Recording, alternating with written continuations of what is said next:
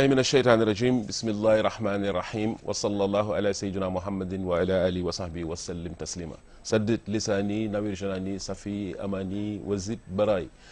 Viewers from around the world, welcome again to Echo from TOUBA, happening right here on Lamfal TV by the Vedan. Every other week we coming to you always to bring out some news from our city, our beloved city, TOUBA. The only one founded, of course, by the our only Sheikh, the great Sheikh Ahmadu Bamba, Khadim al-Mustafa.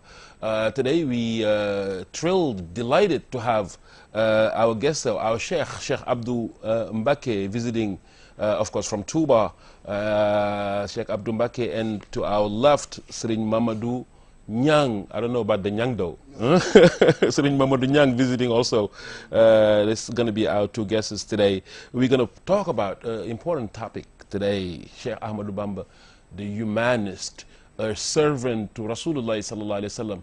At the counterpart, serving his people, helping them to get out of darkness to enter light. You know, before we start, we're gonna just give our salam to Mr. Abdu. Mr. Abdu, assalamu alaikum. S.Fallou. Welcome to the show. Thank you so much. Mamadou Nyang, assalamu alaikum. Wa alaikum assalam wa rahmatullah. Welcome to the program. Welcome. I just introduced you, Serigne MBACKE, Mohamedou Serigne Abdu MBACKE, Abdul Ahad MBACKE. Okay, namesake of Sheikh Abdul Ahad, third caliph of the order of the community. Can you tell us a little about your educational background before you enter the topic? First of all, I would like to thank you, S.Fallou. You're welcome. For inviting me to this great show, which is watched by a lot of people all around the world. Alhamdulillah. So you are contributing positively in the to spread knowledge and all around in the community of Murid all around the world. My name is Abdul Ahad. I am a grandson of Serigne Afia. He's a half brother of Sheikh Ahmadu Bamba. Serigne Afia, he's a brother of Mam Sheikh Anta. The Serigne Afia, the Imam of Jurbel, right? Of Jurbel, yeah. Right. Sometime you hear that he once led a prayer. Sheikh Ahmadu Bamba prayed behind him. Behind Serigne Afia? Serigne Afia. This is told by Serigne Cheikh Fataka Diop. The one who was a Chamberlain of Serigne Touba. Of Serigne Touba. Right. He's my grandfather. So when I was at the age of 6, at the age of 6, I was sent to the Quranic school to Serigne Jili Abdul Ahad. I spent there nearly 7 years to memorize the Holy Quran. MashaAllah. After memorizing the Holy Quran, I learned the Islamic sciences, or religious sciences. Then when I left there, I left Serigne Jili. I came to Dakar. This was in 2006. When I came to Dakar, I was teaching Islamic sciences and religious sciences here in Dakar. At the same time, I was learning French. In 2 years' time, when I was able to communicate effectively in this language of French, I went to Morocco in 2008. I got my baccalaureate there. Then I went to the north of Morocco, Totouan, and I got my BA in English literature. My thesis statement or my monograph is written about the life of Sheikh Ahmadu Bamba. MashaAllah. It was, a great topic. And what was the topic of it? Not all, but some pages. Right. I tackled this topic just to show our great figures, Sheikh Ahmadu Bamba and others, You wanted to rewrite history. History. MashaAllah. Thank you, Serigne Abdou Mbake. Serigne Mamadou Niang, what was the your educational background before you hit the heart of the topic, please? Bismillahirrahmanirrahim. Wassalatu wassalamu ala ashrafil mursalin Sayyidina Mawlana Muhammadin Makin wa ala alihi wa sahbihi dhawi ridwani wa tamkin. Assalamu alaikum wa rahmatullahi wa barakatuhu. Wa alaikum salam wa rahmatullahi wa barakatuhu. Let me just make a prayer for our Khalif General, Sheikh Muhammadul Muntaqa, and pray God to give him long life Amin ya Allah. and health. And let me to make a great salutation to a marabout of mine, Sheikh Ahmadu from Put, okay, and all our spectators around the world. Me, I'm Mamadou Niang. Maybe some of you know me because I came here a long time to make a mission. I have go to the Quranical school like any Muslim, and after that I went to the French school where I have my all my degrees. I have my baccalaureate in Saint-Louis, in technical college, André Pétavin. After that, I have gone to the University Gaston Berger of Saint-Louis, where I have my license and my master in economy and management. After that, I was working in the administration like a teacher, a mathematics teacher. After that, I have gone to Noto Guijama, where I was responsible of quality there in a big farm. Was producing and exporting fruit from Senegal to Europe. And after that I go to Put, where I do there 5 years in a big farm, the farm of Serigne Moustapha Bassirou. Serigne Moustapha Bassirou, whom I have written my memory when I were in my master. The topic when I have written my memory is from the apport of Serigne Moustapha Bassirou to a great human being. Okay, a great human being. Yeah, okay, this apport in the agriculture in Senegal. Okay, and I were there, and after that I have gone to an agent, a statistic and demographic agent here in Senegal. And now I'm a consultant, international consultant. Consulting. Okay, was Beautiful. making studies and some studies around the world, maybe in Gambia, there in Guinea-Conakry. I was the headmaster of the division of Mouahibul Akiyasi for 2 years. What is Mouahibul Akiyasi? Mouahibul Akiyasi is a confederation who link all the daira who are in the universities and high school in Senegal. Beautiful. Okay. There are 5 universities in Senegal: Saint-Louis, Bamba, Thiès, Ziguinchor, and Dakar. There are more than 60 dairas, and all of the dairas who are in high school here in Senegal. Confederated. It is a confederation. MashaAllah. MashaAllah. Okay, and I'm very glad to be here. Beautiful. Just and also remember, you were a member of the Khasida Door, a beautiful program that was run by our colleague from TOUBA, from TOUBA TV.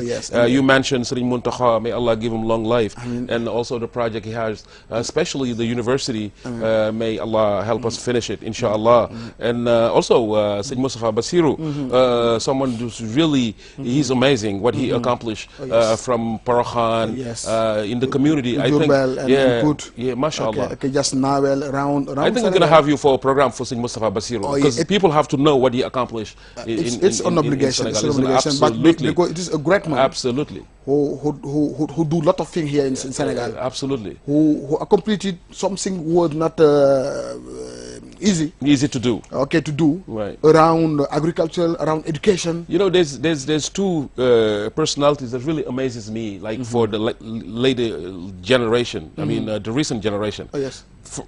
one, that is Serigne Moustapha Bassirou, like you mentioned, and Mam Thierno of Daru Mohti. Okay, those two persons, really, I see them really being very strong and accomplish something that's really okay, you're right. Those persons, they really attract me a lot, though, because of their endeavor and their passion in the community. Alhamdulillah. So we're not going to lose too much more time. Well, this is beneficial, though, anyway. And also, by the way, all these videos will be uploaded on Facebook. Make sure you like the page, though, from TOUBA. It's going to help spread the word. This is done a window or opportunity, of course, to help the world to understand who's the true story from originality, who Sheikh Ahmadu Bamba was, what he brought for our community, what he brought for the world, his written memorabilia, and everything else he did that is very positive for the world to enjoy and to take advantage of. We talk about Serigne Touba once again, the humanist, what he brought for the community. But before we do that, can you come back to his early life? Where he was born, how he was raised, from, let's say, TOUBA to Porokhane. What do you know about Sheikh Al-Khadim? First of all, I would like to assert or to tell you that the Sheikh was born in MBACKE Bawal. MBACKE Bawal, the town which is very close right now to TOUBA. His father, Mamour Sali, used to live there. But sometimes Mamour Sali used to move from town to another one at the request of Lajor or some kings at the time. According to some writer, the Sheikh stayed in MBACKE Bawal 7 years. In MBACKE Bawal, he started the holy to learn the Holy Quran there before he was sent to his mother uncle. His name, I think, he's Sambatu Kulurka. Sambatu Kulurka. He learned the Holy Quran until he reached the part in the Quran which is called Latajidana. When he memorized the Holy Quran, I think his mother uncle died before he memorized the Holy Quran there, and he come back. He come back to his father, and he moved from MBACKE Bawal to MBACKE Kajor with his father. His father was the Qadi or the judge of Lajor. Lajor. He accomplished the Holy Quran at the hand of his father. And his father taught him many books about Islamic sciences and about religious sciences. Religious science. So, to conclude this chapter about his life at MBACKE Kajor,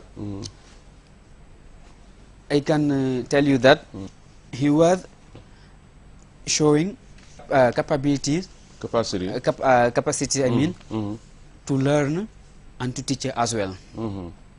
From his father? From his father. His father used to work for Lajor? For Lajor as a king. Okay, beautiful. This is then Serigne Mamadou Niang, some in the chapter of his early life, some of highlight from our Sheikh Serigne Abdou Mbacké. Can you add something to this particular chapter of the early life of Sheikh Al-Khadim? Okay, thank for my Marabu, Mr. Mbacké. You have already explain all it is important, but you must know that it is an obligation for a man, for a Muslim, to learn the Holy Quran. It is an obligation for a Muslim people to read sciences, just to know how to worship God, and how to be. It is a must, and how to be in the way of the Prophet sallallahu alaihi wasallam. That's why Sheikh Ahmadu Bamba have to learn the Holy Quran and all the sciences in that time. and he was in some time he would like to go to Mauritania just to learn other sciences, but something told me that where he was in Saint-Louis, the Marabout who Sheikh Bamba would like to go to reach in Mauritania, just come to Saint-Louis, and there in Saint-Louis, Sheikh Bamba have to learn all books would like to learn in Mauritania. It's a good pleasure for us to know that it is an obligation for a Muslim to learn. And it is a big message for new generation. If you don't learn Quran and some sciences, you are not really a Muslim and a good Muslim. I would like to say. After that, Sheikh Bamba was in the posh area of his father, working for his father, going to the field. Going to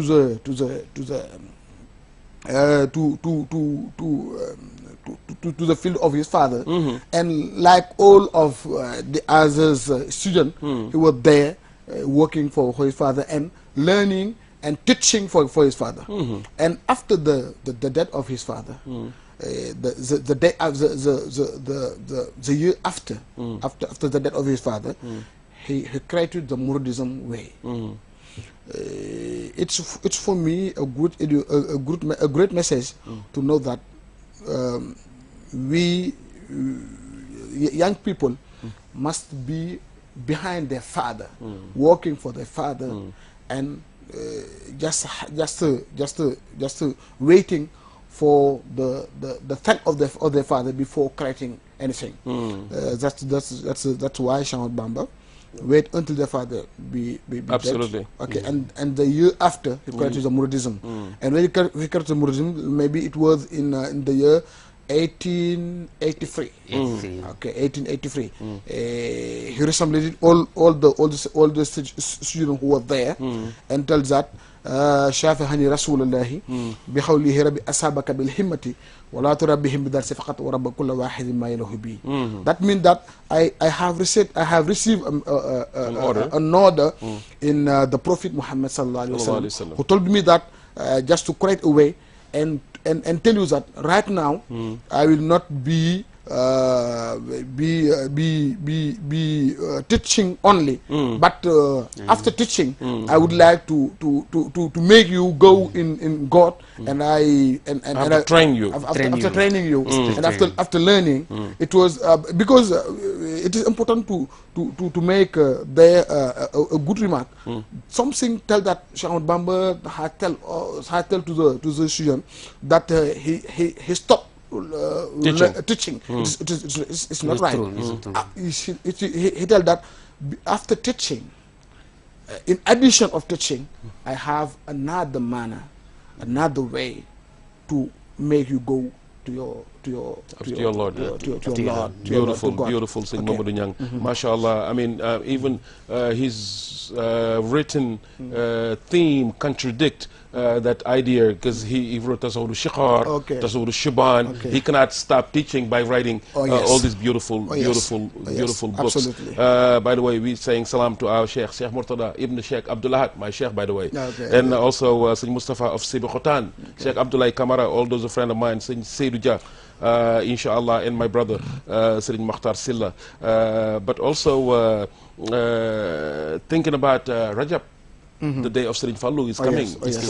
From TOUBA, we're saluting the head of the S.Fallou family, Sheikh Abu MBACKE, inshallah, Caliph of Sheikh Fadel. Hope that Allah help us ease all the way through Rajab area. S.Abdu, we're speaking about the younger life of Serigne Touba, his life in MBACKE Kajor, but we heard some relationship between him and his father when he was young, how straight, how forward, I mean clean and nice the Sheikh was when he was young. Even his relationship with the someone like Serigne Khali Majahate. I heard Serigne Khali once wanted him to write something and gave him a pen. He just broke from the fence, the wooden fence. The Sheikh told him, listen, I can write from this thing, but I rather write from a different type of pen, not just to use something that doesn't belong to him. And like Lat used to call them, there's some words of Khaluli Arkan li Abwa bi Salatin. There's all these kind of things that happen. Can you tell us about the early life in terms of the attitude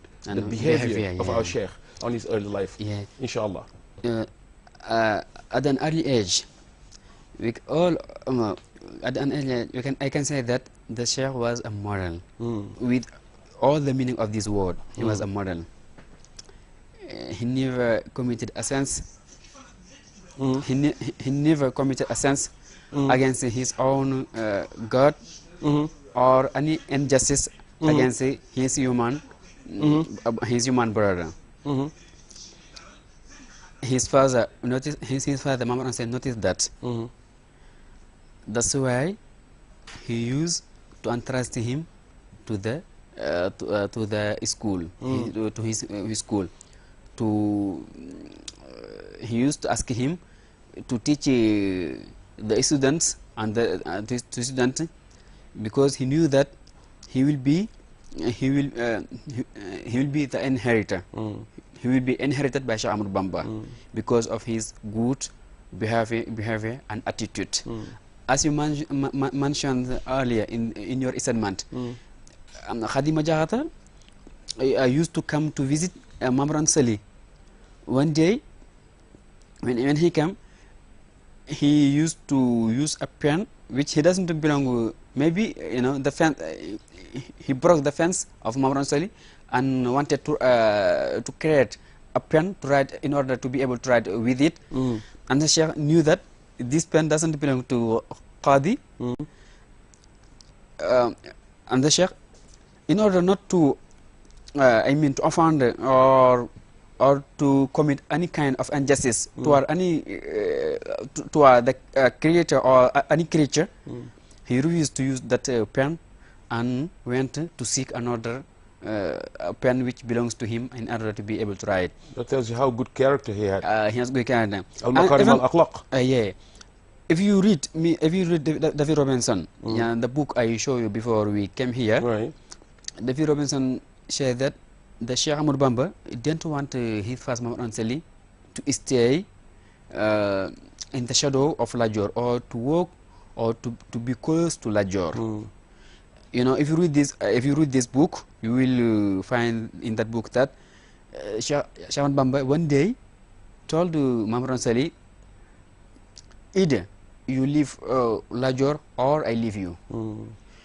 I still had that Muhammad Ansari was a prosecutor. Yeah, a judge of Lajor. Of Lajor. He has to take all everything that has to go with Islamic laws. Islamic law, yeah. Because most of the new converted kings, they used to have all these judges next to him to take care of everything that has to go with laws. Even Muhammad Ansari tried to explain that to him.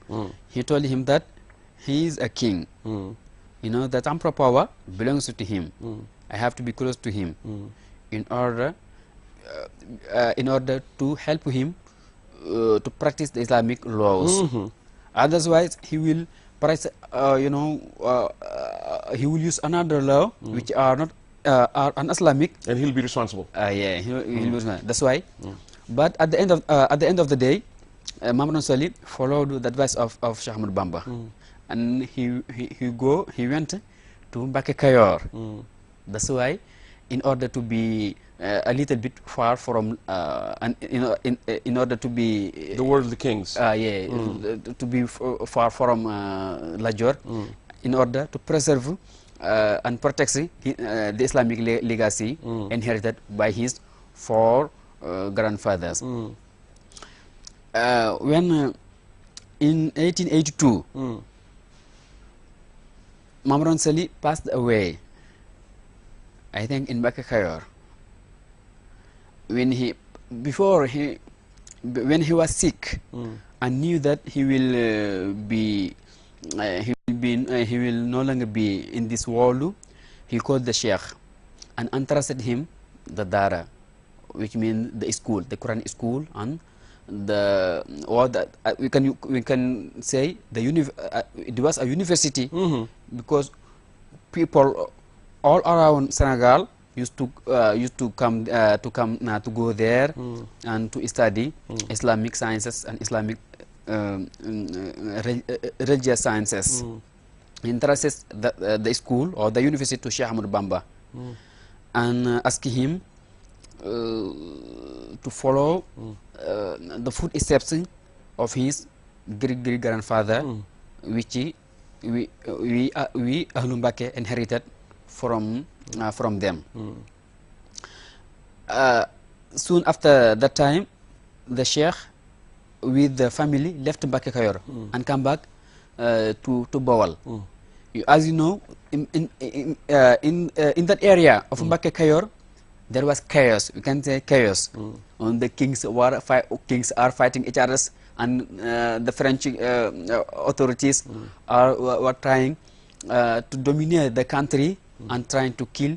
There wasn't peace there at Mbake Kayor. That's why the Sheikh left Mbake Kayor and come to Mbake Bawal in order to be able to focus on his teachings, in order to create a new Islamic order or a new order of the society. Beautiful.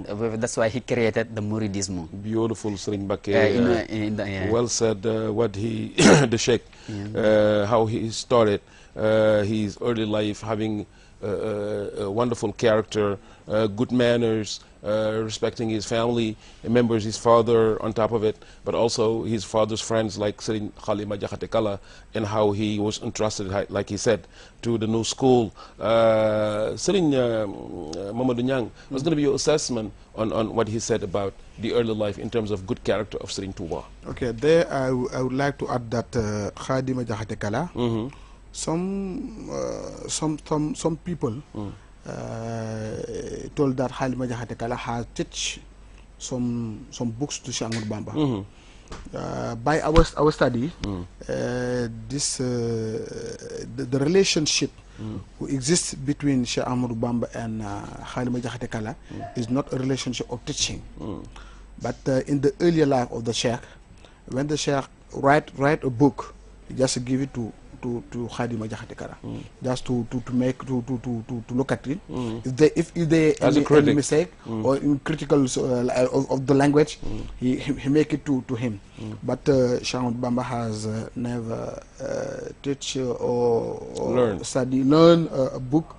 He gave him hookah, right? And there was a situation when his father has been dead. Some of the man who was there come to see Sheikh Ahmadu Bamba and ask him just to go to see Lat Dior. Lat Dior was the king of Kayor. Just to demand to Lat Dior a responsibility or something like the main proposition of his father, but Sheikh Ahmadu Bamba has refused. That's why some of them was thinking that if Sheikh Ahmadu Bamba is not well, is well in his mind or not. That's why Khalima Jakhate Kala write a word, only a word, hookah, only, and give it to Sheikh Ahmadu Bamba, just to test his mind. And Sheikh Ahmadu Bamba take that word and write a book, Hoqal Bukau ala Sadati Amwati, Tabkil Aradi alayhim Kasamawati. And he explained that all the practice of the old good Muslim, write it in Hoqal Bukau. But Sheikh Ahmadu Bamba has not learned any book from Khalima Jakhate Kala. I think therefore if a person assists you to improve your your grammar, Okay, or to your improve vocabulary. your vocabulary, to Yes. improve all that. He's a teacher as well. He's your teacher, He's yeah. your teacher. He teaches you. Okay. And also in terms of Huq al-Buqa, what he wrote there, that's a beautiful poem that Serigne Touba wrote from the insinuation of Halima Jakhate Kala, who wrote that beautiful word of Huqa. Alhamdulillah, we're getting our beautiful guest today, Serigne Mamadou Niang, who has a master in economy and management from Gaston Berger University here in Senegal, in the region of St. Louis, but also our Sheikh and friend S.Abdu MBACKE, who has his BEA of English literature from Tetuan, a city in Morocco. We're talking about today the humanist Sheikh Ahmadu Bamba will really help our community to understand Islam, to understand especially not just Islam but also Iman, but at the end of it Ihsan, which is tasawwuf. Here we go, Sheikh. He created an order to attract. What was the tool that Serigne Touba used to attract people to him? How he did it? Because in order to call the people to you, you have to have certain ability to do it. What was the method of Serigne Touba? So, to tackle this point, clearly, frankly, I can say that his only method was used through knowledge, to spread knowledge. He never wanted the Sheikh never wanted to do anything without relying on the knowledge, on the Islamic knowledge. On the Islamic knowledge. He wrote many books to explain what he wanted to achieve and what he wanted to build in this society, in this Islamic society of Senegal. He never wanted, or he never tried to attract people or to call people to come to him just to follow him, just for the sake of following him. He wanted to train them spiritually, but that was based on the right path of on the path of Sunnah. Sunnah to Rasulullah sallallahu alaihi wasallam. Even when he was accused by the French authorities, at that time, and they say the Sheikh was trying to wage a war against him. Yeah, the word jihad. They use the word jihad. They say the Sheikh Ahmadu Bamba will be a jihadist. He will wage a war against us. He will be some kind of jihad against us. The Sheikh wrote, "Inni ujahidu bil ulumi wa bit tuqa, abdan khadiman wal muhaymin shahidu." What your argument is? I am waging a war against you, but a war based on piety and knowledge, while being a servant of the Prophet and a servant of both the God, my Creator, and my Prophet Muhammad sallallahu alaihi wasallam. Whatever steps taken by Sheikh Ahmadu Bamba was on the path of knowledge, only knowledge. So these days, at the end of the show, as you told us that we will tackle this point of education in our community of Muridism. The Sheikh never asked people to do anything without relying on knowledge. That's why he wrote in Shuban, Ya ayuha shubanu in khiftum khajal faqaddimu ta'alluman ala amal.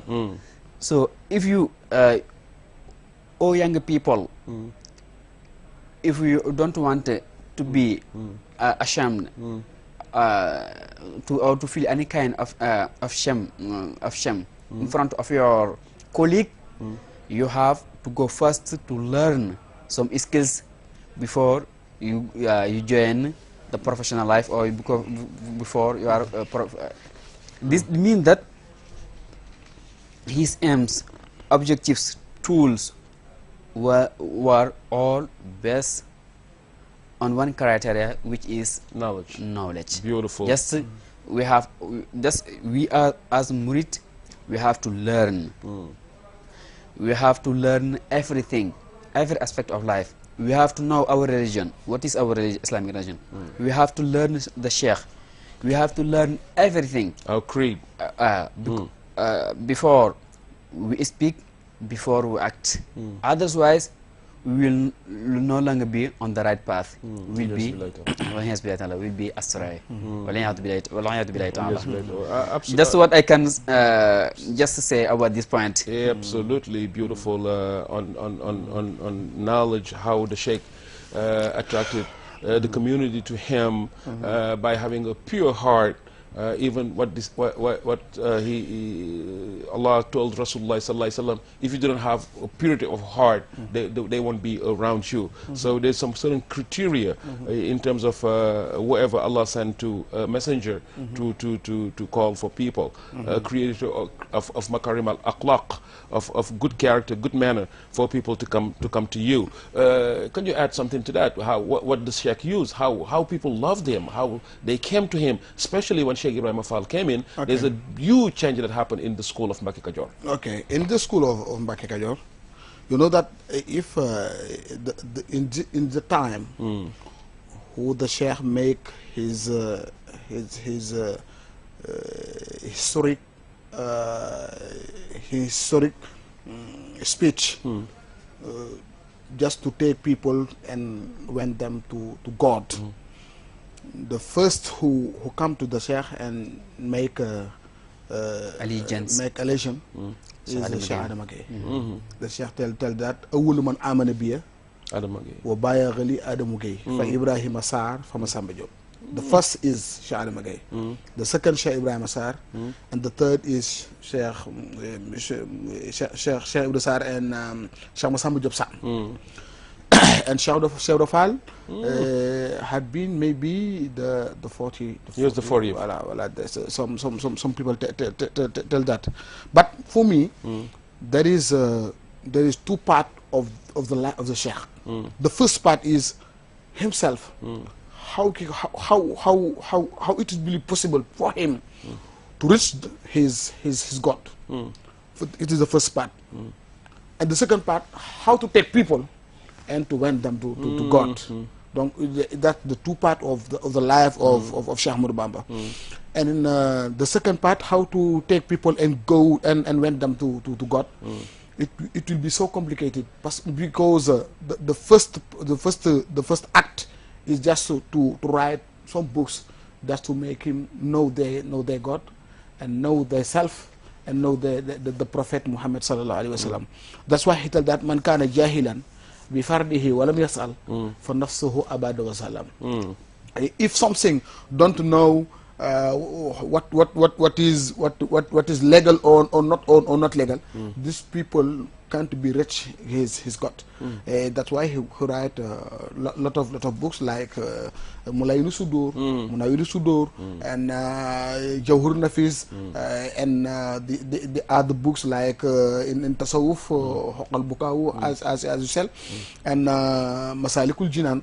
But you know that knowledge is very important for a Muslim, for a murid, because it is for me the way more sure to go to God than the other way. But having knowledge, the knowledge you acquire, the benefit of it is to practice it. Oh yes, people can acquire the knowledge. I think the advantage with Serigne Touba, he even said this is a form of training that Allah subhanahu wa ta'ala gave to Abdul Qadir Jailani, then Junaidi, and then I'm the last one who had this type of training.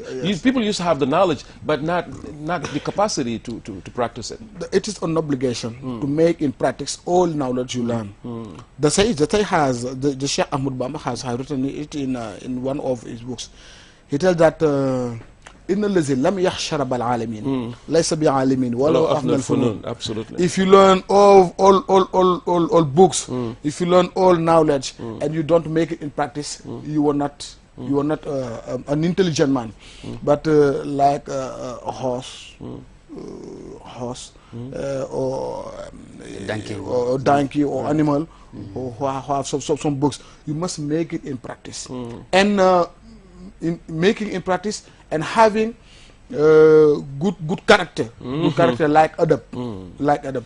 He tells that he tells that if you have knowledge and make it in practice without adab, without the good education, it is not accepted for God. He even write a book on that. Right. And they he tells that فَكَسَّةُ الْعِلْمِ بِغَيْرِ أَدَبِ جَالِبَةً إِلَى الْأَذَى وَالتَّهَبِ. Okay, if you have many knowledge, if you learn many books without this good education, all your books and all your knowledge will cause harm and right. Absolutely. That's why the Sheikh Ahmadu Bamba's people is so different than the other people, because they have knowledge and they have good education. If they practice, you know that they have knowledge, and if they practice, you see that they have education. It was all the for Sheikh Ahmadu Bamba, make people know their creator. It was the only problem between Sheikh Ahmadu Bamba and the colonialism. Because colonialism make all their best to conquer people, just to know them or to show them or to accept what they propose them. But Sheikh Ahmadu Bamba was making all his best to make people know their creator. And he have a good successful because if you come in Senegal, you see that there are many Muslims, and Muridism are always worshipping God. They worship God, and they work in Senegal. Economic, if you go there in the market, if you see the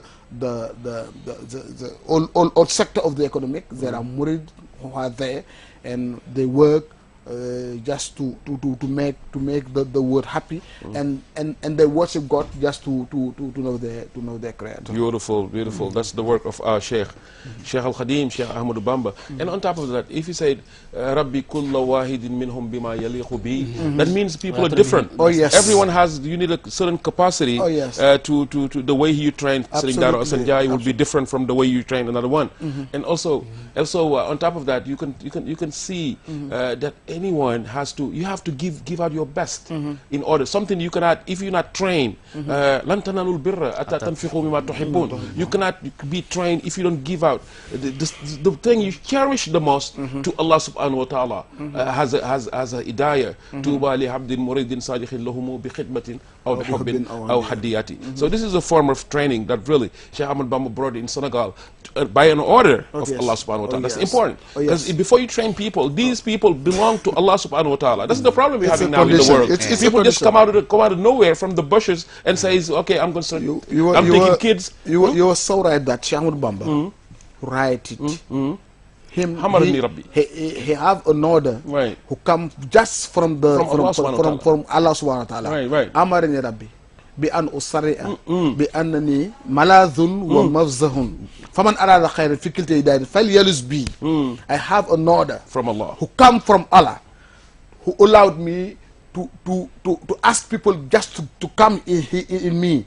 If you would like to have pleasure here in this world, and the next, and the next was you can do the bayah to me. Okay. Can you say that in Arabic? This is beautiful. Can you say that again? Okay, he tell that amarani rabbi bi an usarri'a mashallah bi annani maladhun wa mafzahun faman arada khayran fi kiltay darini falyalis bi. Alhamdulillah. We're so glad that he's our Sheikh. Mashallah. And we have a WhatsApp group also. Inshallah, if you want to join us, just go on Facebook. Send us your numbers. We're going to add you up as a platform where we do a lot of exchanges though into the books of Serigne Touba, how we should translate them, how we should exchange, because the world is moving now. People need knowledge, they need the capacity to think, and then the world needs Serigne Touba. Wherever you go in the world, they ask you for who Sheikh Ahmad Bamba is.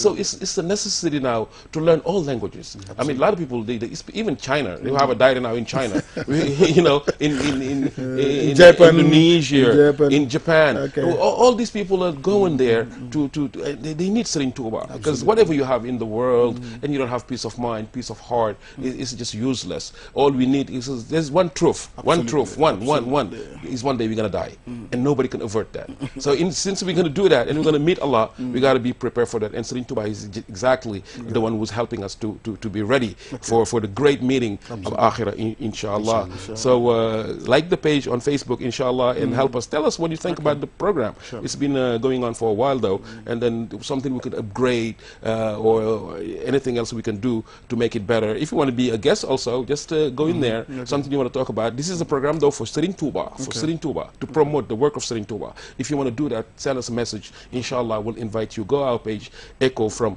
Touba once again. Sheikh Abdu, now here we go. After the call of Mbacke Kadior, the Sheikh moved, you always go different places though to better, to avoid, to avoid a lot of things of worldly life. What happened after Mbacke Kadior? Where did the Sheikh went? After Mbacke Kadior, when he left Mbacke, he moved to Mbacke Bawal. To Mbacke Bawal. When he was there with some disciples, some people say his new order was created in 88 which means that 1 year after the passing away of his father Muhammad Ansali. So soon he arrived at Mbacke Bawal. He created his new order, his new Islamic order. Some people say that there was a lot of noise or a lot of noise or a lot of talking which the Sheikh didn't like to hear. That's why he left Mbacke Bawal to create a new village or a new city called Darussalam. He called to Darussalam. Almost half mile away from Mbacke. Half a mile from Mbacke, in order to be able to focus on his teaching, on his on educating of his own disciples. What happened to Mbacke Kadior? He was close, or? Mbacke Kadior, right. As I told you, as I mentioned that Mbacke Kadior, they all left. They all left. There was chaos in Mbacke Kadior. Lajor and other kings. There was turbulence and chaos there in Mbacke Kadior. They couldn't stay. They were no longer able to stay there. There was no peace. There was only violence in that environment of Mbacke Kadior. There was only chaos and violence in that area, in that region. Right. That's why they left Mbacke Kadior and to come back to Mbacke Bawal. When once they were there, there was people used to come to visit him to ask his grace and his blessing, and a lot of people and people started to talk about their behavior, and just as we all know that Sheikh Bamba was a man of peace. That's why he left Mbacke Bawal to create his new city, which was called Darussalam. When there was almost 100 people, he called Mamsha Anta, as we all know, and asked him how many people are there. And Mamsha Anta told him, we are there are 99 people, including if you know, the Sheikh told him, you can stay there with your mother, Mam Antanjai, and I will create a new city which was called TOUBA. You know, if you read the book of David Robinson, you find that Gabriel, the angel Gabriel, visited Sheikh Bamba in TOUBA. You know, the Sheikh was worshiping God, was worshiping God under a tree, and God sent the angel Gabriel to come to visit him at that place in order to spread blessings and everything at that place. That's why the Sheikh wanted to create a city there. In my own perspective, if Gabriel never visited him at that place, he never tried to get a city there, which is called TOUBA. As we all know, TOUBA means felicity. That's why, you know, Gabriel visited him there. He also wanted to be not to be close to this area which was the crowd, and chaos and violence. He wanted to be very, very far from the French authorities. You know, as you know, TOUBA is we can say is the crossroad. Bawal, Caire, Gambia, Sine Saloum. But it is not neither near from this area nor far That's from why even this the area. colonizers think he was trying to wage war, because that was a strategical point where he created TOUBA. TOUBA. Absolutely. Just in order to have a time, place, a time and you know, a stable place to educate his own disciples and his own following, his own people. Beautiful. You know, beautiful. Yeah, beautiful. That is the life of the Sheikh when he left MBACKE Kajor for TOUBA, for MBACKE Bawal. MBACKE Bawal, where he was born, though, where he said, "There's three things I liked about MBACKE Bawal. This is where I start to write, you know, Qasidas of Rasulullah sallallahu alaihi wasallam, the poems. The first one he wrote was from MBACKE Bawal. He said also, I heard this is where I was born, and second, this is where Sheikh Omar Foutiyou Tall, the great warrior, Islamic warrior, who went to Mecca and saw about the light of Serigne Touba, came to search, to inquire for that light of Sheikh Ahmadu Bamba, meaning Khadim al-Mustafa, Khadim Rasul, our guide." We have just 5 minutes left, though. Now this is TOUBA. Before we begin, you told us that we will tackle the point of knowledge and education in Mouridism. Yeah, I'm coming. Especially at this. Absolutely, that's going to be your last word, and then our salam alaik. He created TOUBA now, a huge city that grow. The pace of how TOUBA grow is so fast. Right now is the second city in Senegal in terms of population, you know, and bigger than that, because spirituality is not compared to any other city right now in most of the world. But now, tell us about, since the creation, what made TOUBA so great right now in terms of a religious city? Okay, TOUBA is a phenomenal country. It is a very phenomenal country because city. Right. Because TOUBA is not like the other cities. It is a praying was be accepted by God. Subhanahu wa ta'ala. Right now, TOUBA is the second city in Senegal. In the plan of economy, and demographic, and social, and other plan. Because before creating TOUBA, the Sheikh left Darussalam and just go to TOUBA, and he was he was searching to the felicity of God. And when he see TOUBA, he just make prayers, and the prayers will be accepted by the Prophet. And he make a qasaid like Matlabul Fawzayni. If you see Matlabul Fawzayni, you just see that Sheikh Bamba was talking to his creator was praying, and just to have a country like a city like TOUBA.